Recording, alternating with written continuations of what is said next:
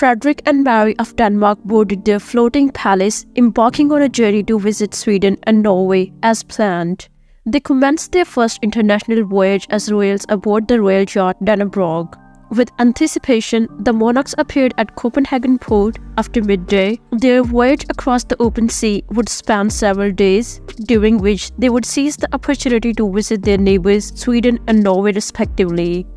Closely intertwined and exchanging knowing glances, attempting once more to dispel rumors of discord.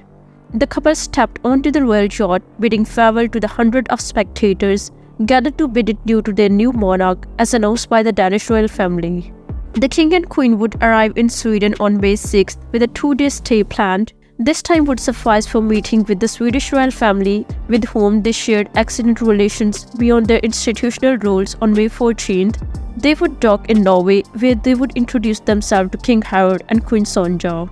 Finally, they would conclude their voyage in the open sea with visit to the Faroe Islands and Greenland. The inaugural state trip would conclude on July 8. During their absence, as is customary in such instances, Queen Margaret would assume the crown, expanding her official engagements with numerous other events. For the occasion, Mary Donaldson showcased her innate elegance in a beautiful flowing dark blue polka dot dress.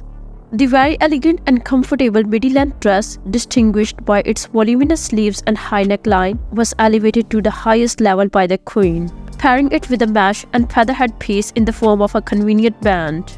No one would guess she was off on a cruise, a pure inspiration for a spring wedding guest. Mary exuded style and sophistication, completing her ensemble with a pair of matching high-heeled blue shoes. Standing proudly beside her was King Frederick in full military uniform and captain's cap. This is just the first of many outfits Mary will wear during this lengthy state trip. The suitcase is full of options and historical treasures, and it's worth noting that in Stockholm and Oslo, they will be traditionally entertained with a formal dinner in their honor, a golden opportunity to showcase their finest attire. The royal yacht Dannebrog, named after the national flag, is an impressive 78-meter vessel serving as one of the official residences of the Danish royal family. Built at the Royal Danish Naval Shipyard in 1931 to 1932. It boasts all the comforts and luxuries of any of their palaces. The ship's white bow is adorned with details in golden tones, making it even more special. It is also one of the Frederick and Mary's favorite residences since their wedding in 2024. They have used it repeatedly for private getaways, but this is the first time they have embarked on it for a strictly official occasion.